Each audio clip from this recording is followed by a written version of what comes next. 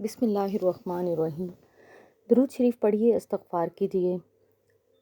اللہ تعالی ہم سب پر اپنی رحمت کرم کے دروازے کھول دیں، آمین ثم آمین۔ آج جو میں آپ کے لیے وظیفہ لے کر آئی ہوں، اگر آپ نماز فجر پڑھتے ہیں تو آپ کے لیے یہ وظیفہ کرنا بہت ہی آسان ہے، اور جو لوگ نماز فجر نہیں پڑھتے ان سے میری گزارش ہے کہ نماز فجر پڑھیں اور یہ وظیفہ کریں۔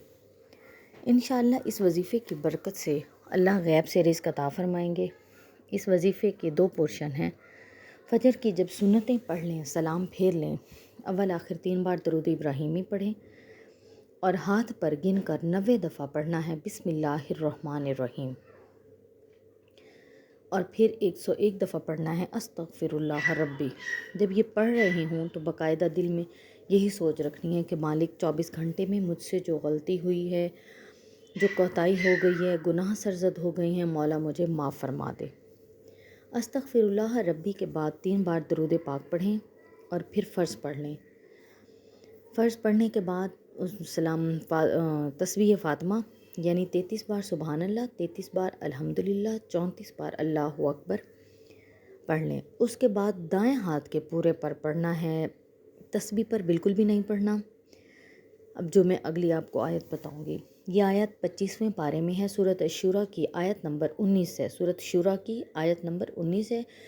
اس کو آپ نے دائیں ہاتھ کے پورے پر پڑھنا ہے۔ یہ جو ہمارے ہاتھ کی انگلیوں کے اوپر نشان بنے ہوئے ہوتے ہیں، حصے بنے ہوئے ہوتے ہیں، آپ نے ان کو گن کر پڑھنا ہے۔ صرف دائیں ہاتھ پر پڑھنا ہے، بائیں ہاتھ پر بالکل بھی نہیں پڑھنا۔ 72 دفعہ پڑھنا ہے۔ آیت یہ ہے، اللہ لطیف بعبادہ یرزق من یشاء وہو القوی العزیز۔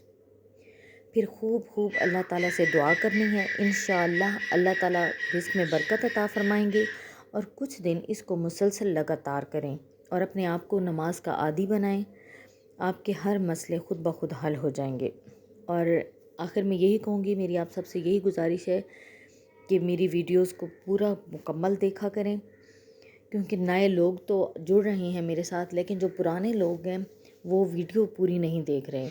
اینالسٹک میں نے جا کر چیک کیا ہے تو آپ لوگ ویڈیو میری بالکل بھی نہیں دیکھ رہے۔ تو میری سب سے یہی گزارش ہے کہ ویڈیو کو پورا دیکھا کریں اور ثواب کی نیت سے اس کو آگے شیئر کر دیں۔ اللہ حافظ۔